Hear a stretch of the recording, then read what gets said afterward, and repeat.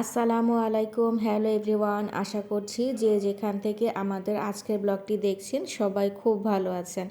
আলহামদুলিল্লাহ আমরাও এখন অনেক ভালো আছি, কারণ গত সপ্তাহের তুলনায় এই সপ্তাহে আব্বুর টেস্টের রিপোর্টগুলো অনেকটাই ভালো এসেছে। যদিও বা এখনও পুরোপুরি সংখ্যা কাটেনি, এখনও অনেক কিছুই সামনে মেনটেন করার বাকি। তবু আল্লাহ রহমতে অনেক সংকটাপূর্ণ মানে যে পরিস্থিতি তৈরি হয়েছিল সেটা কেটে উঠেছে। আল্লাহর কাছে লাখো কোটি শুক্রিয়া। তো এই জন্য মনটা একটু ভালো লাগছে, তাই ভাবলাম আপনাদের সাথে আমাদের ঈদের পরবর্তী একটা ব্লগ শেয়ার করি। ঈদের দিন কিভাবে কাটিয়েছিলাম সেটা তো গত পর্বে আপনাদের সাথে শেয়ার করেছি, তাই ভাবলাম আজকে আপনাদের সাথে ঈদের পরে আমরা কোথায় বেড়াতে গিয়েছিলাম সেটাই দেখিয়ে দিই।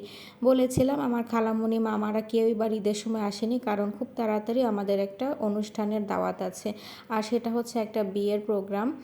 আর সেটা হতে যাচ্ছে আমার নানার গ্রামে, মানে আমার আম্মুর দাদা বাড়িতে। তো ওখানে আমাদের তো তেমন কোনো অকেশন ছাড়া যাওয়া পড়ে না। দেখা যায় যখন নানা নানুর কোনো মিলাদ থাকে বা এরকমই কোনো প্রোগ্রাম ছাড়া আর কি সেখানে যাওয়া পড়ে না, যেহেতু সেখানে কেউই থাকে না আমাদের, মানে একেবারেই পারিবারিক নিজস্ব বলতে। তো যেহেতু একটা প্রোগ্রাম পড়েছে, আর আম্মু ভাবলো যে অনেক বছর যাদের সাথে দেখা হয় না, মানে আম্মুর এলাকার ভিতরে যত আত্মীয় স্বজন আছেন, তার বিভিন্ন আত্মীয়ের ভিতরে ভাই বোন যারা আছেন, ছোটোবেলার বন্ধু বান্ধব সবাই এখানে মোটামুটি আসবে। যেহেতু ঈদের ছুটিতে সবাই সাধারণত চেষ্টা করে কোনো প্রোগ্রাম পড়লে সেটা অ্যাটেন্ড করার জন্য। বিশেষ করে গ্রামের প্রোগ্রামগুলোতে অনেক মানুষ একসাথে সমাগম হয় এই ছুটির সময়গুলোতে। তাই আম্মু বললেন যে এইবার তিনি একদিন আগেই চলে যাবেন অথবা একদিন পরে আসবেন। তো এই কারণে ভাবলাম যে আগে যাওয়ার দরকার নেই, আগে বিয়েবাড়িতে মানুষজনের অনেক বেশি গ্যাদারিং থাকে, আব্বু তো অসুস্থ মানুষ, তাকে নিয়ে আগে থাকার দরকার নেই। যেহেতু এটা বৌভাতের প্রোগ্রাম, তাই ওই দিন প্রোগ্রাম শেষ হওয়ার পরে মানুষজনের চাপ অনেকটাই কমে আসবে। তাই ভাবলাম যে আমাদের সাথেই না হয় তোমাদের নিয়ে যাব, তারপর তোমরা একটা দিন বেশি থেকে পরে চলে এসো। এই কারণেই আর কি আব্বু আম্মু আমাদের সাথে যাচ্ছে। আর এই গাড়িতে করে আমরা যাচ্ছিলাম আমার ছোটো খালামণি, আমার বড় মামার ফ্যামিলি, মানে আমার মামা মামি, আমার মামাতো বোন, মামাতো ভাই অবশ্য আগে আমার খালামণিদের সাথে চলে গেছে, সাথে আমি, আমার বোন, আব্বু আম্মু আর জোহা। তো আমরা সবাই মিলে রওনা হয়ে গেছি। আর এখানে এই তো মির্জাপুর ক্যাডেট কলেজ পার হচ্ছে আমরা। এই জায়গাটা খুব সুন্দর, ভিতরে অবশ্য প্রবেশ করার মতো কোনো সিস্টেম নেই, কারণ এটা তো ক্যাডেট কলেজ, জানেন অনেক বেশি সুরক্ষিত এলাকা। তো মির্জাপুর পার হয়ে আমরা কিন্তু গ্রামের প্রায় কাছাকাছি চলেই আসছি। আর এই দিকটা দেখতে আমার এত ভালো লাগে। এই সময়টায় নতুন ধান লাগানো হয়েছে, চারিদিকে শুধুই সবুজ আর সবুজ। আর আমি বসে বসে তো এগুলোই দেখছিলাম। আমার রাস্তার এই ধরনের পাশে যে পরিবেশগুলো থাকে এগুলো দেখতে এত শান্তি লাগে। আর আমার সাধারণত গাড়িতে কখনোই ঘুম হয় না, সত্যি বলতে আমি চেষ্টা করলেও আমার ঘুম হবে না, তাই বসে থেকে আমি এই সিনারিগুলো দেখে এনজয় করি। তো ভাবলাম আপনাদের সাথে একটু দেখাই যে আমার নানুর বাড়ির গ্রামটা কত সুন্দর, একদম সবুজে সবুজে ভরা। সামনে অনেক ভুট্টা ক্ষেত। এই সময়টায় এই গ্রামগুলোতে বেশিরভাগই যে চাষবাস হয় তার মধ্যে ভুট্টা অন্যতম। এই এলাকা থেকে প্রচুর পরিমাণ ভুট্টা উৎপাদন হয়। বলছি আসলে টাঙ্গাইলের কথা, যারা টাঙ্গাইলের আছেন অনেকেই হয়তো বা জানেন। তো এই যে আমরা কিন্তু গ্রামে প্রবেশ করে ফেলেছি। গ্রামের ভিতরে দেখতেই পাচ্ছেন কি সুন্দর সুন্দর বাংলো বাড়ি। যার যেরকম সামর্থ্য তারা সেরকমভাবেই বাড়ি করার মতো মন মানসিকতা রেখে এত সুন্দর সুন্দর বাড়ি করেছে, মানে আমি দেখে খুব অবাক হই যে এখন কিন্তু মানুষ আবার গ্রাম কেন্দ্রিক, একটু টাকা পয়সা গোছাতে পারলে সবাই গ্রামের বাড়িটাকে সুন্দর করে গোছাতে চায়। তো সেগুলো দেখতে দেখতেই যাচ্ছিলাম, এক একটা বাড়ির নাম এত সুন্দর। তো আমার দেখে খুব ভালো লাগছিল।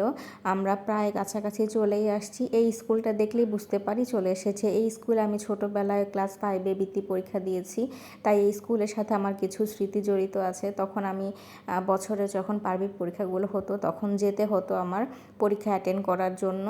তো এখানে আম্মু আমাকে নিয়ে যেত। সেই সময় আমাদের এখানে স্যালো বোট চলতো, যেগুলো শ্যালো ইঞ্জিনের মাধ্যমে যে বোটগুলো চলে, এগুলো অনেক ভালো লাগতো। সেগুলো এখন বন্ধ হয়ে গেছে, পানিপথে সেরকম চলাচল নেই, রাস্তাঘাট তৈরি হয়ে গেছে। তো আমরা নেমে পড়েছি। আর এই যে অনুষ্ঠান বাড়িতে আসার পরে আমরা যেখানে গাড়ি থেকে নামি সেখানে সবার প্রথম আমাদের পরে হচ্ছে কবরস্থান। এই এলাকার ভিতর এটাই সবথেকে বড় কবরস্থান। আর এখানে শুয়ে আছে আমার নানা এবং নানু দুইজনই। ওখানে যে একটা খাঁচার মতো দেখা যাচ্ছে ও নতুন কবর, তার একটু সামনে আমার নানুর কবর। আর আমার নানা শুয়ে আছে হাতের ডান দিকে একটু সাইডের দিকে সরিয়ে, তবে নানুর ঠিক পাশাপাশি বলা যায়, বরাবর একদম এক সাইডে। কারণ এখানে নিয়ম হচ্ছে পুরুষদের কবর এক সাইডে দেওয়া হয় এবং মহিলাদের কবর অন্য পাশে। তো নানুর কবর দেখে তারপর আমরা এখন ঘরের ভিতরে যাব আর কি। আব্বু আম্মুকে নামিয়ে নেওয়া হলো। আব্বু তো একটু আস্তে আস্তে হাঁটবে, তাই বললাম যে তুমি তাড়াহুড়া করো না। আর সব থেকে বড় বিষয় হলো বাড়িতে একবার আসার পর আব্বুর কবর জিয়ারত করতে আবার যেতে কষ্ট হবে, এই জন্য আব্বুকে বলেছি তুমি নেমে একবারে কবর জিয়ারত করে তারপর বাসায় আসো, যাতে তোমাকে আর বের হতে না হয়।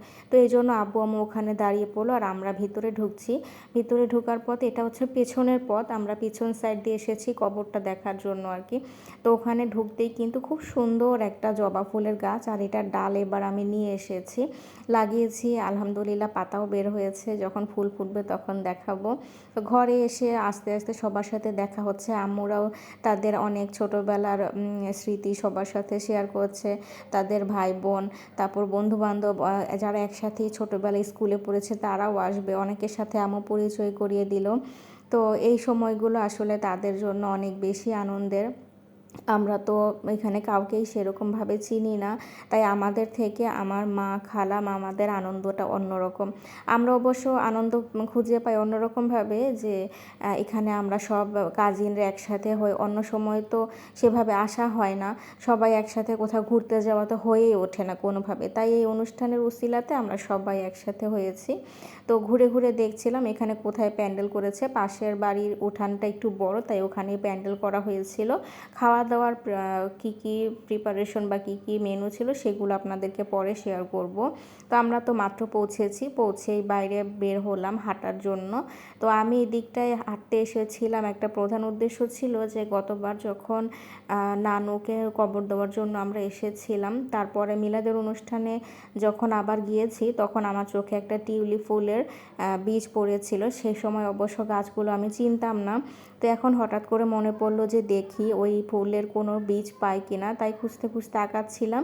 আর এই পথ ধরেই যেতে হবে আমার নানার ভিটাতে, যদিও বা সেখানে কেউই থাকেন না, ওরকমভাবে ঘর বাড়িও তৈরি করা নেই, যেহেতু কারো যাতায়াত নেই। কারণ আমার নানার যিনি একমাত্র ভাই তিনি চলে গেছেন দেশের বাইরে, আর আমার নানা তো মারা গেছেন, আর বোনদের সবারই বিয়ে হয়ে গেছে অনেক আগে, যে যার মতো সংসার করে চলে গেছেন। তাই এখানে থাকার মতো কেউই নেই। ছোট্ট করে এখানে 2টা রুম তোলা হয়েছিল, আর যেহেতু বাড়িটা একেবারেই ফাঁকা থাকে তাই এরকম একটা জায়গা দেখে রাখার জন্য এই ফ্যামিলিটাকে দেওয়া হয়েছিল। তো মহিলা দেখলাম যে ওনার মধ্যে কাজ করছেন, ওনাকে আর ডিস্টার্ব করিনি, বাড়িটা একটু দেখেই বের হয়ে গেলাম। কারণ এখানে থাকার তো কোনো কারণ নেই, ভিতরে যেহেতু কেউ নেই কারোর সাথে দেখা হবে না। তো এরপর ওখান থেকে হেঁটে একটু সামনে যাচ্ছিলাম, এখান থেকে বের হয়ে একটা রাস্তা আছে, ওই রাস্তা দিয়ে হাঁটতে আমার খুব বেশি ভালো লাগে। চারিদিকে গাছপালা, মাঝখান থেকে পিচ ঢালা পথ, সেখান থেকে আমরা হেঁটে একটু সামনে গেলে একটা বসার জায়গা আছে, ওই জায়গাটাই খুঁজে বেড়াচ্ছিলাম।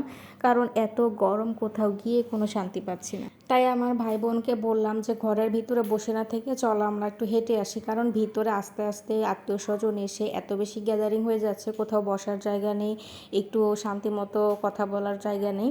তাই আমরা হেঁটে হেঁটে যাচ্ছিলাম। আর ওই দিন দুপুরে এত প্রচণ্ড পরিমাণ গরম ছিল যে কি বলবো, আর বাতাস তো ছিলই না, তাই একটু ছায়া খুঁজে বেড়াচ্ছিলাম যে কোথায় ছায়ার নিচে একটু বসা যাবে। আর দোকানপাট খুঁজছিলাম, আমার মেয়ে তো ঠান্ডা কিছু খাওয়ার জন্য পাগল বানিয়ে ফেলছিল। তো কোথায় কি পাবো, ঈদের সময় এমনিতেই সব দোকানপাট বন্ধ, কেউই দোকান খোলেনি। খুঁজতে খুঁজতে একটু সামনে আগালাম, যেখানে গতবার একটা দোকান দেখে গিয়েছি, এবার দেখলাম যে সেই দোকানটাও বন্ধ। মানে একেবারে বাজারে যদি না যাই তাহলে আর কোনো দোকানই নেই। তো আমরা সব ভাই বোন হাঁটছিলাম আর অনেক মজা করছিলাম। আমার মামাতো ভাই আবার একটু দুষ্টুমি করছে, পিছনে আমার বোনদের দেখা যাচ্ছে না, তাই ও নিচু হয়ে ওদেরকে দেখানোর জন্য, কিন্তু আমার বোনরা তো ক্যামেরাতে আসতে একদমই রাজি না, ওরা তো আরেক দিকে সোজা হাঁটা দিয়েছে। এদিকে আমি আর আমার মামাতো বোন অনেক দুষ্টুমি করতে করতে সামনে আগাচ্ছি। তো অবশেষে সেই জায়গাটা পেয়ে গেলাম। তো ওদেরকে বলছিলাম যে তোরা তো বললি এখানে বসার জায়গাটা এখন নেই, কিন্তু এটা তো আগের মতোই আছে। এখানে এসে দেখলাম যে জায়গাটা বেশ ঠান্ডা, কারণ এটার উপরেই বড় বড় আম গাছ। আর অন্য জায়গাটাতে একটু রোদ থাকলেও এখানে সেরকমভাবে রোদ না থাকায়, আর পিছনে অনেক বড় একটা মাঠ ছিল যেখান থেকে একটু বাতাস আসছিল, তাই এখানে বসে বেশ ভালোই লাগলো। আর পিছনের বাড়িটাও কিন্তু অনেক সুন্দর। আগে যখন এসেছিলাম তখন দেখেছি বাড়িটা বন্ধ, আর এবার হয়তো ঈদের ছুটিতে এখানে তাদের ফ্যামিলি আসছে, কারণ বাসার সামনে গাড়ি ছিল, তারপরে রুমের ঠাইগুলোও খোলা ছিল। তো এই জন্যই ভাবলাম যে এবার নিশ্চয় বাড়িটাতে কোনো মানুষজন আছে, এই জন্য আমরা আর মাঠের দিকে না গিয়ে সামনের রাস্তার পাশেই বসেছিলাম। আর এখানে বসে আমার মেয়ে এদিক ওদিক দেখছিল। আমরা বিয়ে বাড়িতে কীভাবে অনুষ্ঠানটা সবাই মিলে একসাথে দুপুরে লাঞ্চ করলাম, কি কি আইটেম ছিল, আর বিকালবেলা খুব মজার একটা দৃশ্য হয়েছিল, যেটা আপনাদের সাথে ইনশাল্লাহ আমরা পরের পর্বে শেয়ার করব। ততক্ষণ পর্যন্ত সবাই ভালো থাকবেন, আমাদের জন্য দোয়া রাখবেন। খুব জলদি চলে আসছি নতুন একটি ব্লগ নিয়ে। আজকের ব্লগটি এখানে সমাপ্তি টানছি। আল্লাহ হাফিজ, আসসালামু আলাইকুম।